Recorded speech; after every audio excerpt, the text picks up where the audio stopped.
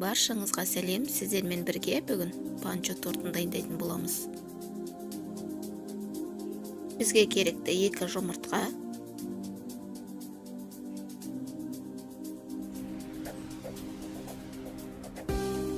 оның үстіне қант қосамыз, жақсылап миксерлеп аламыз.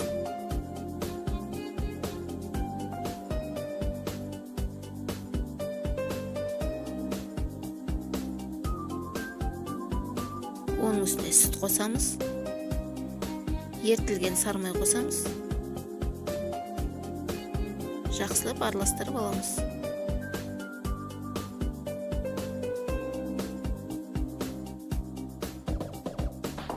Енді бөлек ыдысымызда ұн, какао, қопсытқыш, ванилин барлығын араластырып електен өткізіп аламыз.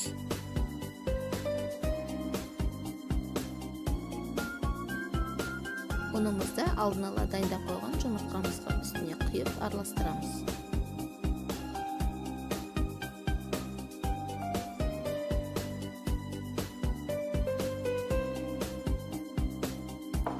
Міне қамырымыз дайын болды. Табамызға құйып 180 градуста 25-30 минут пісіріп аламыз.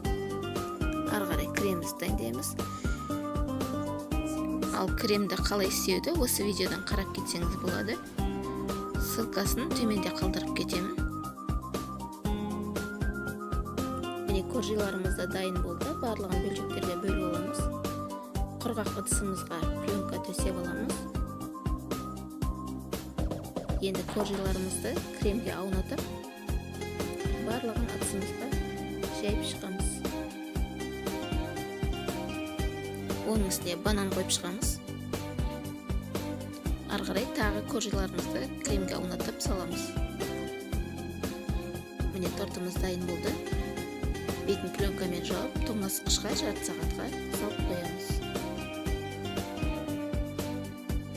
Ары қарай бетіне жауға крем дайындаймыз. Бізге керекті 100 грамм сливке.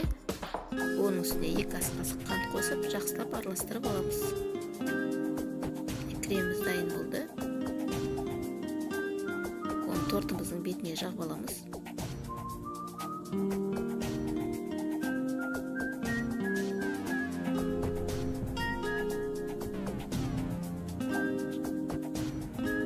Оның үстіне ертілген шоколад жағамыз.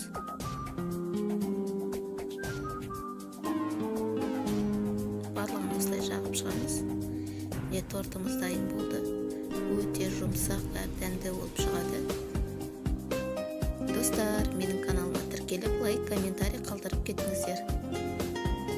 Баршаңызға көп рахмет.